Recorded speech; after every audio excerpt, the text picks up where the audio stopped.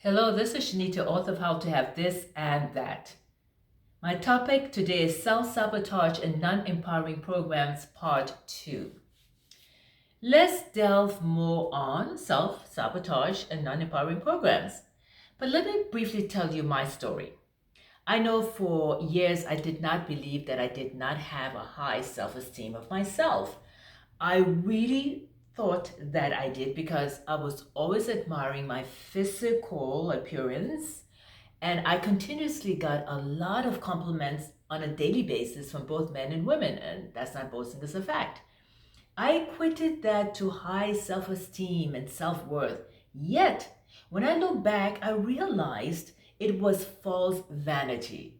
I did not strive for promotions most of the time when I was in corporate America because I felt I did not know enough or I lacked what was needed to get the promotion.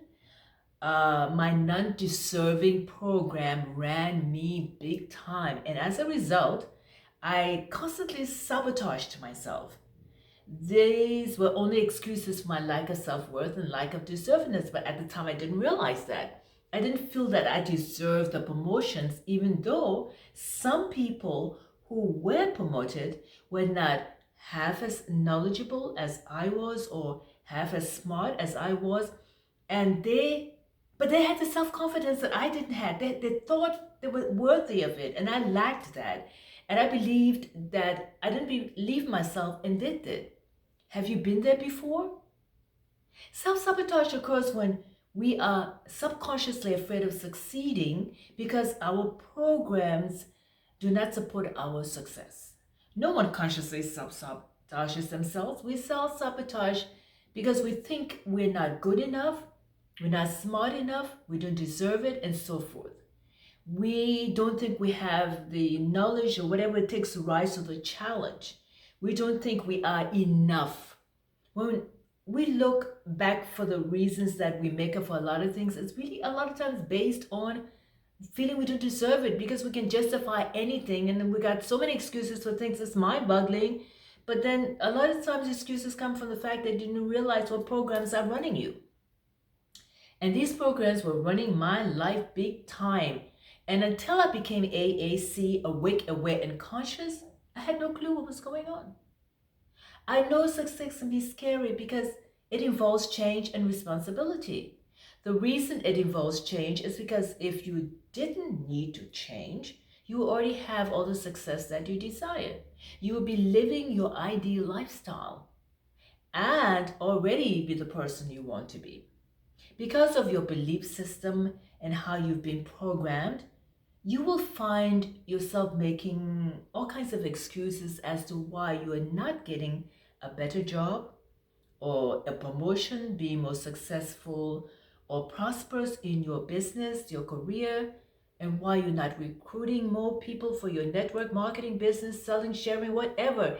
These negative programs also affect our health and relationships.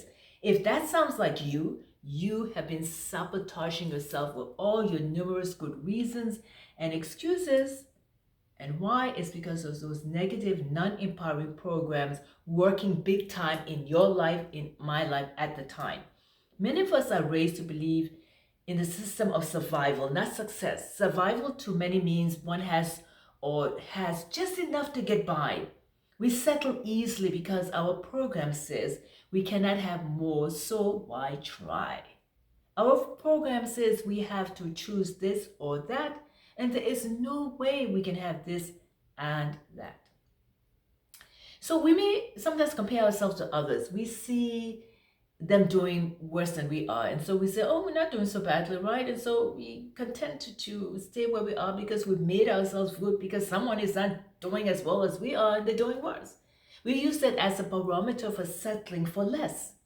The bottom line is, are you happy where you are? Are you really? And if you are, that is fantastic. Most of us have been programmed to go to college or get a skill and then get a good job. We have not been programmed to learn the value of saving, investing, and having multiple streams of income. Have you looked around and see how this is working out for most people just getting this job without expanding in terms of wealth, success, and even their health, relationships, and happiness? The thing is, how's it working out for you? Good or not so good? Give it some thought. Then give it more thought. We are taught from the early age to avoid pain at all costs. Guess what this does? This creates a mentality of playing not to lose, which is a way different mindset than playing to win. Think about that, and then think about that again. Staying in our comfort zone has kept us alive long enough with just enough happiness here and there so that we don't take any risks and we don't push any envelopes, so to speak. Um, oh, but what a boring and dreary way to live in survival mode, just getting by. You know what I mean? I've been there before. Who wants to just get by? Do you? I had fallen into a routine and my life had become so mundane.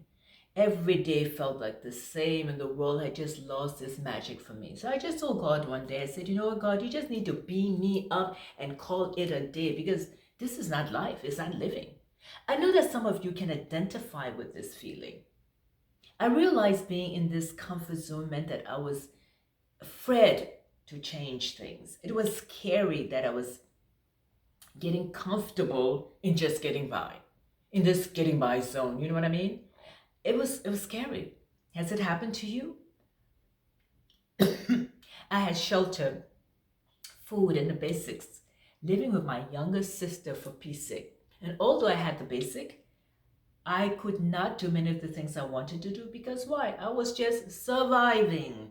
Because it was comfortable, I stayed in that comfort zone for quite some time before I finally realized that I was not living. Not that I didn't realize that before, but it just really dawned on me. I was just existing. I felt like I was dying inside and I felt stuck.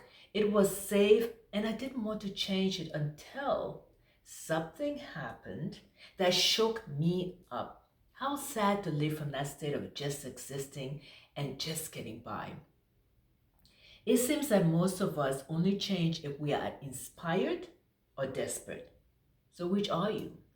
Are you inspired or are you desperate? Tell yourself the truth and it will set you free.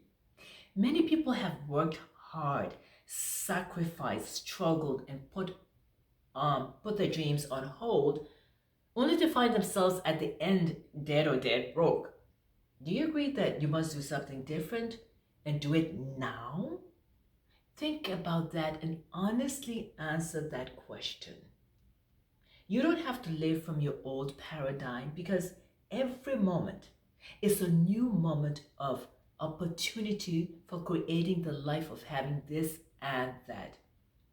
You know that you can have this and that when you are AAC, awake, aware, and conscious. Isn't it wonderful? Yes, it is. We will continue our topic on self-sabotage and non-empowering programs in my next and last video. In the meantime, like this video by clicking like below and invite people to do the same. Thank you. And now watch my next and last video, part 3 of self-sabotage